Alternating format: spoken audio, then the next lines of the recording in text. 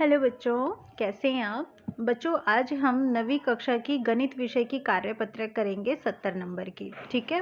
और ये जो कार्यपत्रक है ये 21 दिसंबर 2020 का है। और इस कार्यपत्रक का जो टॉपिक है वो है अध्याय 4, दो चरों वाले रैखिक समीकरण। यानी कि जो हमारे पास वर्कशीट मिली थी ना 15, 16, 17, 18, हम इन वर्कशीट्स का आज यहाँ पर पुनरावृत्ति अर्थात रिवीजन करेंगे। तो चलिए अब हम स्टार्ट करते हैं और सबसे पहले बात करते हैं प्रथम प्रश्न की। पहला प्रश्न जो है इसमें हमसे कहा है कि निम्नलिखित में से कौन रैखिक समीकरण नहीं है। बच्चों, रैखिक समीकरण इसका मतलब ये होता है कि जो भी हमारे पास घात आती है ना वो कितनी आनी चाहिए, अधिकतम घात हमारे पास 1 आनी चाहिए। अगर अधिकतम घात 1 आती है तो समीकरण रैखिक होती है, अदरवाइज नहीं होती। तो जो हम यहाँ पर इसका ए भाग है उसको देखते हैं। इसमें हमारे पास है 3x + 3 और ये बराबर है हमारे पास 5x + 2 के। ठीक है। तो अब हम क्या करते हैं, यहाँ पे जब इसको हल करते हैं ना तो x वाली संख्या एक तरफ रखते हैं और बाकी संख्याएं एक तरफ। तो 5x यहाँ पे आएगा तो ये माइनस में हो जाएगा। ऐसे ही 2 आपके पास दाई तरफ है तो 3 वहाँ जाएगा तो माइनस में हो जाएगा। 3x - 5x हमारे पास कितना हुआ, -2x। और 2 में से 3 गया तो -1। इसका मतलब 2x का मान किसके बराबर हो गया, 1 का। तो यहाँ पर घात जो है x की वो क्या है, अधिकतम घात 1 है। इसका मतलब ये आपकी रैखिक समीकरण यहाँ पे है। ठीक है। तो ये तो है जी।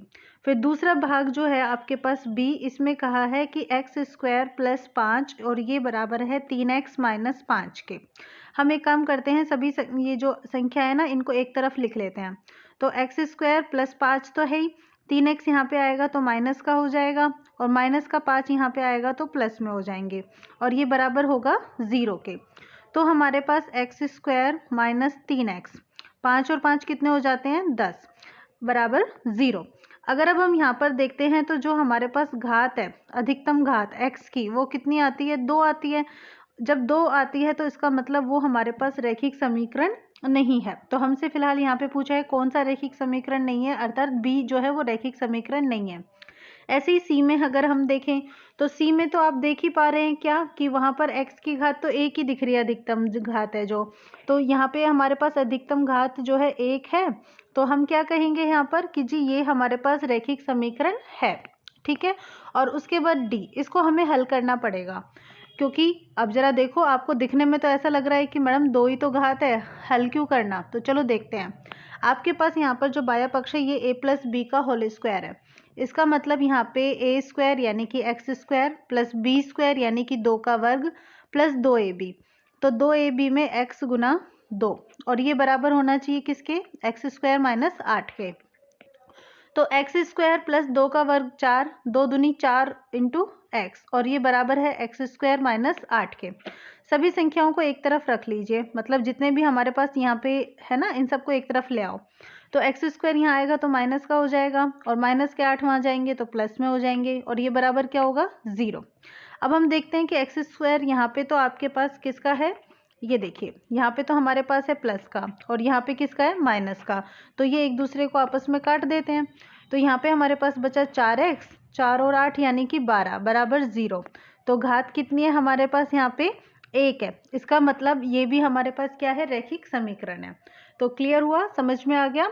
अब देखते हैं दूसरा प्रश्न, दो चर वाला रैखिक समीकरण। तो बच्चों जब दो चर वाले रैखिक समीकरण होते हैं ना, इसका मतलब हमारे पास कोई समीकरण इस प्रकार से है कि ax + by और ये किसके बराबर होती है, किसी के भी बराबर हो सकती है। बेसिकली जो जनरल इक्वेशन होती है हमारे पास उसमें +c = 0 होता है।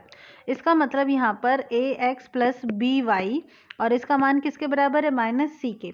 तो बच्चों हम यहाँ पर x का मान और y का मान कुछ भी रख सकते हैं। जैसे कि अब आपने ये एक समीकरण देख ली, मान लीजिए x - y और ये बराबर है किसके, 5 के। ठीक है, तो 5 आना चाहिए।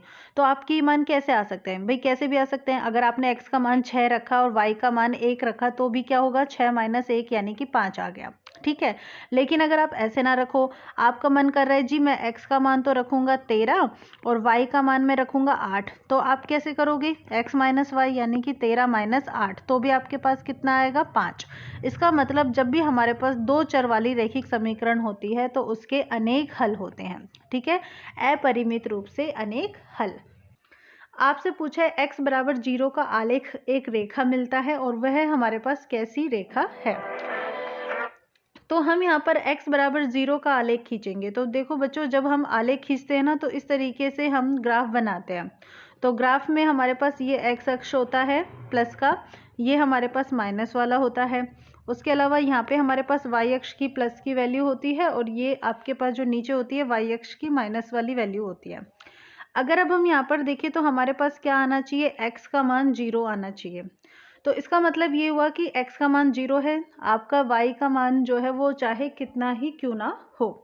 तो बच्चों जब हम इनको हल करते हैं तो यहाँ पर हम देखते हैं कि क्या y का मान हमने, चलो यहाँ पे जैसे ये एक ले लिया, यहाँ पे 2, फिर ऐसे 3, कुछ भी ले लिया। तो अगर हमने y का मान 1 लिया तो x का मान क्या है, 0, अर्थात तो वो यहीं पे है हमारे पास। ठीक है, ऐसे ही जब हमने यहाँ पे x का मान 0 आना है और y का मान अगर हमने 2 ले लिया तो ये हमारे पास क्या होगा, ये मान आपका यहाँ पे आएगा, ये वाला। ठीक है, ऐसे ही अगर हम x का मान 0 रख रहे हैं और y का मान 3 ले लेंगे तो भी हमारे पास यही आएगा। ठीक है, अगर हम इन तीनों बिंदुओं को आपस में मिलाते हैं तो इस प्रकार से हमें ये एक सरल रेखा मिलती है। ऐसे ही अगर हम बच्चों y का जो मान है वो नेगेटिव रखें, ऋणात्मक रखें, तो हमारे पास क्या आएगा, तो भी x का मान 0 ही रहेगा। इस प्रकार मतलब ये जो मैं आपको यहाँ पे डार्क करके दिखा रही हूँ ना, ये हमें इस तरीके से एक रेखा जो है वो मिलती है। तो बच्चों ये जो हमें रेखा मिल रही है कैसी है, सरल रेखा। और ये हमारा कौन सा अक्ष है, वैसे भाई ये हमारे पास है y अक्ष। तो इसका मतलब b जो है वो हमारा यहाँ पर उत्तर आ जाता है। ठीक है, आपको समझ में आ गया। चलिए अब हम देखते हैं यहाँ पे अगला प्रश्न, जिसमें हमें समीकरण 3x माइनस वाई बराबर 3 इसका हल पूछा है। इसका मतलब हमसे यहाँ पर x का मान पूछा है, तो हमने इसको सॉल्व करना चाहा। 3x माइनस वाई बराबर 3, हमारे पास जो भी मान है ना यहाँ पे, जैसे a है, a में हमारे पास 0 और -3 है, तो हम ये मान ना यहाँ पर रखकर देखेंगे। अब बच्चों जब हम ये मान यहाँ पर रखकर देखेंगे ना तो x का मान तो हम यहाँ पे क्या ले रहे हैं, इसका मतलब 0, और ऐसे ही y का मान हम यहाँ पर क्या ले रहे हैं, -3। चलो रख के देखो, 3 और x की जगह रखा 0 और फिर उसके बाद माइनस y की जगह कितना, -3। अब इसको सॉल्व करो, ये हमने LHS लिया है, 3 को 0 से गुना किया, 0 माइनस माइनस प्लस और 3, और ये किसके बराबर आया, 3 के, और 3 हमारे पास क्या है, RHS। इसका मतलब भाई ये हमारे पास इसका एक हल है। ठीक है, ऐसे ही अगर हम यहाँ पर B वाला भाग देखें तो इसमें 2 और 3 है। इसका मतलब x की जगह तो हम 2 ले रहे हैं और y की जगह क्या ले रहे हैं, 3। चलो हल करके देखो, 3 दूनी 6 -3, 6 में से 3 गया, कितना आया, 3, और ये भी किसके बराबर है, RHS के, और ये मान क्या था, LHS। इसका मतलब ये भी हल है, ये दोनों हल है। ठीक है, अब C वाला देखिए, C में हम क्या रख रहे हैं, 3 और 6। चलो C को भी हमने रख के देखा, तो 3, x की जगह रखा 3 माइनस y की जगह क्या रखा, 6। ये हमारे पास LHS यानी कि बाया पक्ष है। ठीक है बच्चे, तो हमने ये रखा, तो 3 तिया 9, 9 माइनस 6 कितना आया, 3 आया। इसका मतलब ये भी हमारे पास RHS के बराबर है, तो ये भी हमारा क्या हो जाता है, यहाँ पे हल हो जाता है। तो ये भी हल है, तो इसका मतलब D, उपरोक्त सभी जो है वो हमारे हल यहाँ पे हो जाते हैं। ठीक है, क्लियर हुआ आपको। तो अब आप यहाँ पर देखते हैं अगला प्रश्न, प्रश्न नंबर 5। पांचवा जो प्रश्न है इसमें कहा है कि निम्नलिखित रैखिक समीकरण का एक हल x बराबर 2 और y बराबर 3। आपको बताना है कि कौन सी समीकरण है जिसका हल ये है। तो जो भी हमारे पास समीकरण है ना, हम उनमें ना ये मान रखकर देख लेते हैं। LHS में हम रखेंगे, तो LHS समीकरण A भाग में है 2x प्लस वाई। आप चलो मान रखिए 2, x की जगह आपने रखा 2 और y की जगह रखा 3। 2 और 2 हो गया 4, 4 और 3 कितने हो गए, 7। अब आपके पास दाया पक्ष क्या है, 8। क्या ये इसके बराबर है, जी नहीं है। इसका मतलब ये तो इसका हल नहीं है। ठीक है, अब ऐसे ही B वाला देखो, B में है x प्लस 2y और ये किसके बराबर है, 8 के। तो आप LHS में मान रखो, x का मान आपने रखा 2 प्लस 2 गुना y का मान रखा आपने 3।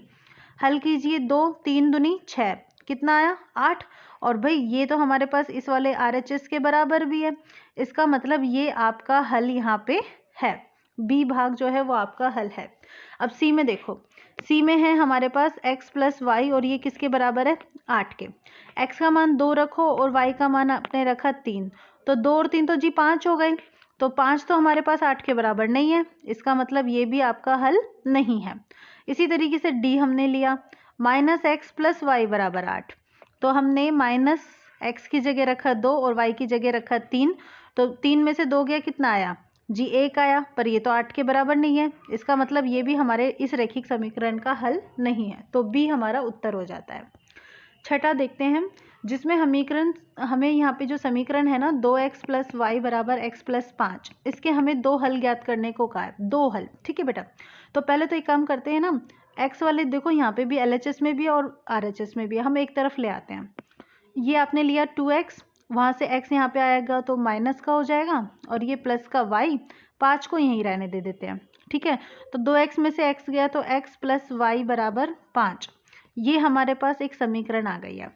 हमें इसके दो हल ज्ञात करने हैं पहले, तो हम पहला हल ज्ञात करते हैं।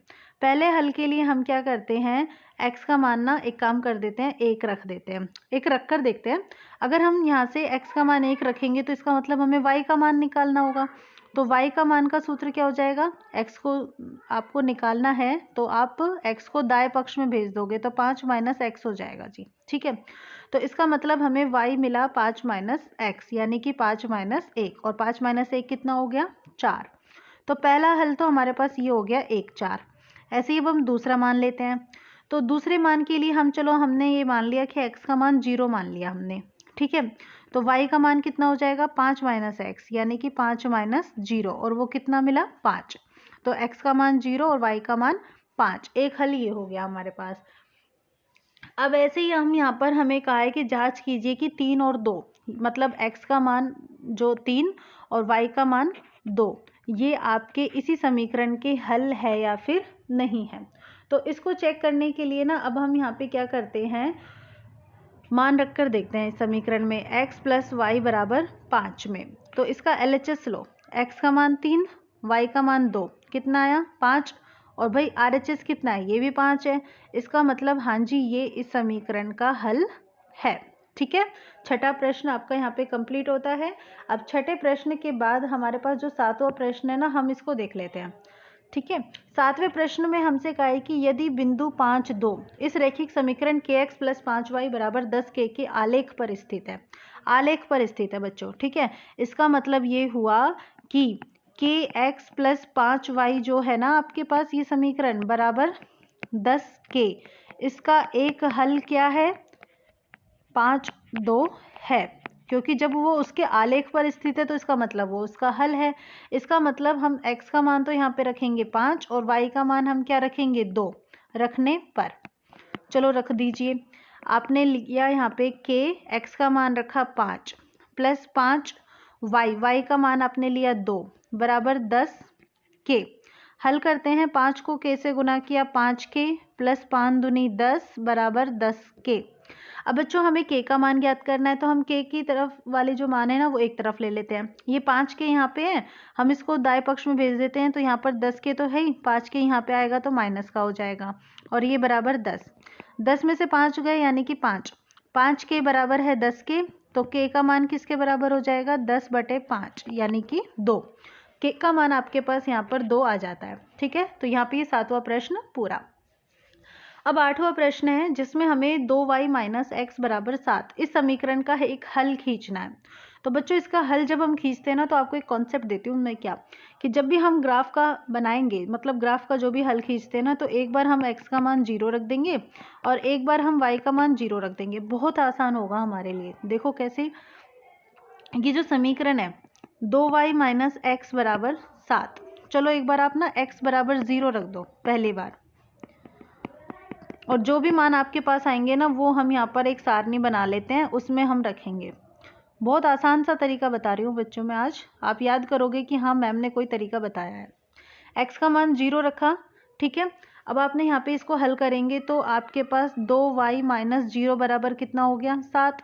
तो बच्चों 2y का मान किसके बराबर आया, 7 के, और y का 7/2, 7/2 यानी कि 2 तिया 6, फिर एक बार पॉइंट लग गया, 10 हो जाएंगे तो 2 पंज 10, यानी कि x का मान 0 और y का मान 3.5।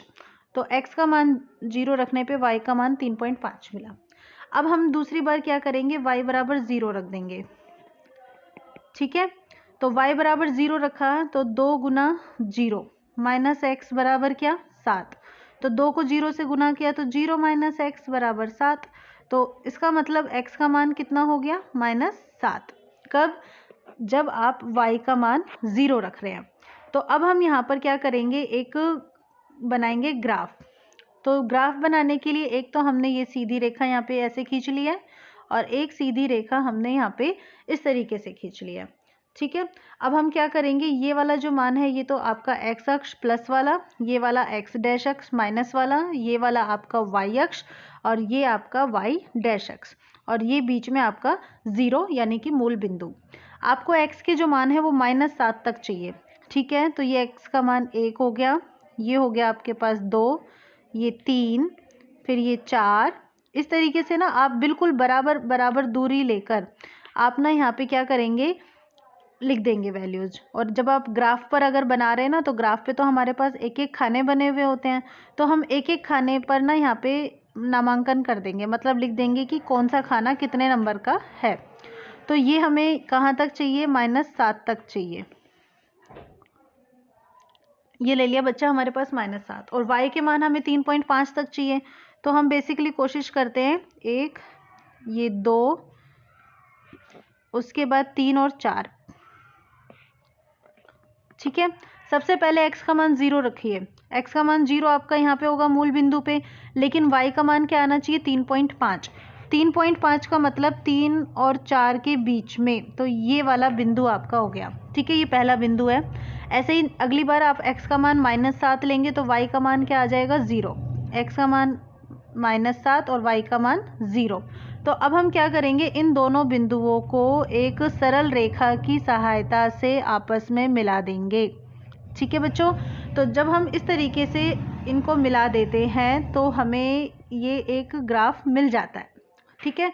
अब आपसे कहा है यहाँ पे कि इस आरेख की सहायता से जांच करके बताइए क्या x का मान 3 रखने पर y का मान 2, ठीक है, ये जो आपके पास मान है क्या इस समीकरण का एक हल है।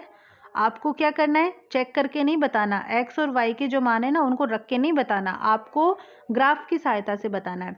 तो आप देखो x बराबर 3 तो बच्चे यहाँ पर है, और y का मान 2, ये इसका मतलब अगर हम इन दोनों बिंदुओं को ऐसे मिलाते हैं तो यहाँ पर ये वाला बिंदु हमें मिलना चाहिए।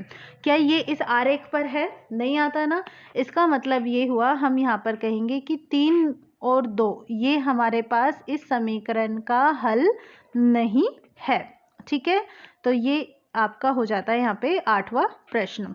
अब हम बात करते हैं 9वें प्रश्न की, जिसमें हमें 2 समीकरण हैं, इनको हल करना है। तो चलिए हम पहले पहली समीकरण को देख लेते हैं।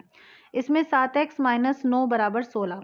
इस तरह की समीकरणों को हल करने का मतलब ये हुआ कि हमें x का मान ज्ञात करना है। तो हम x वाली संख्या एक तरफ रखेंगे, बाकी सब संख्याएं दूसरी तरफ। -9 है, वहां जाएगा तो प्लस का हो जाएगा। ठीक है। तो 7x = 16 और 9 कितने हो गए 25। तो x का मान कितना आया आपके पास 25/7। ये हो गया जी आपका पहली समीकरण का हल। अब हम बात करते हैं दूसरी समीकरण की। तो इसमें y + 2 + 5/2 बराबर -3/2 के बराबर है। आपको यहाँ पे y का मान चाहिए, तो y को तो इस तरफ रखो, बाकी सबको दूसरी तरफ भेज दो। 5/2 यहाँ पे जाएगा, माइनस का हो जाएगा। अब आप यहाँ पे देखोगे एलसीएम 2 आ जाएगा, और ये दोनों में ही है तो आप सिंपली जोड़ देंगे इनको। तो y/2 बराबर होगा आपके पास किसके, -8/2। -8/2 यानी कि -4। तो y का मान 2 यहाँ पे -4 से गुना हो जाएगा, यानी कि -8। y का मान आपको मिल जाता है -8। तो ये हो गया आपका 9वां प्रश्न। ठीक है।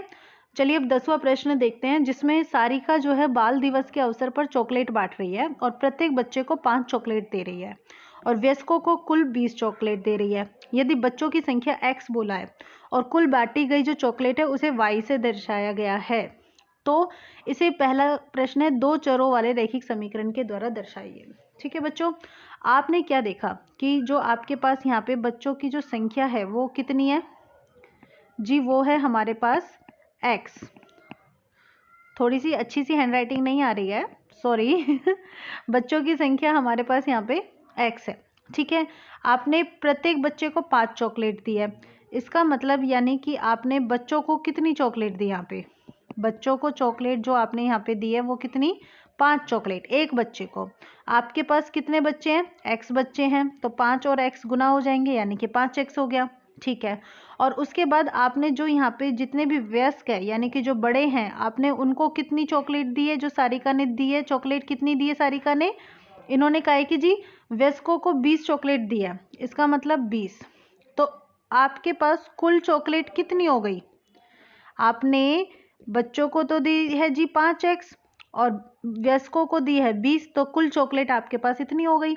लेकिन कुल बांटी गई चॉकलेट आपके पास कितनी है, y। तो इसका मतलब ये y बराबर है किसके, 5x प्लस 20 के। अब जब आप इसको हल करोगे तो ये बेसिकली आपके पास एक रैखिक समीकरण यहाँ पे आ जाती है। आप इसको ऐसे भी लिख सकते हो या फिर y को भी उस तरफ भेज दो, -y प्लस 20 बराबर 0।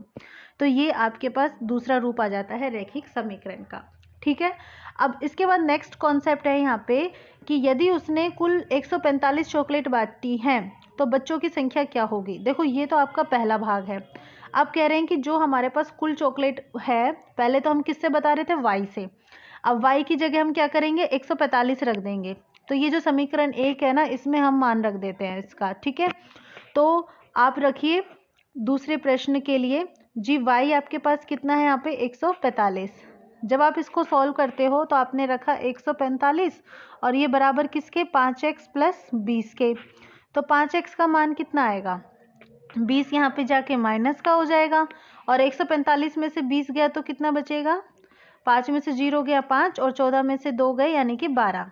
तो आपके पास x का मान आ जाता है 125/5। इसको हल कीजिए, x बराबर 5 दूनी 10, 2 बचेगा 5 25 और x क्या है 25, यानी कि आपके बच्चों की संख्या। तो बच्चों इस प्रकार हमारी वर्कशीट यहाँ पे कंप्लीट होती है। आई होप आपको ये बहुत अच्छे से समझ में आई होगी। आप प्लीज़ इसे लाइक कीजिएगा, कमेंट कीजिएगा और चैनल को सब्सक्राइब भी कीजिएगा। Thank you for watching my channel.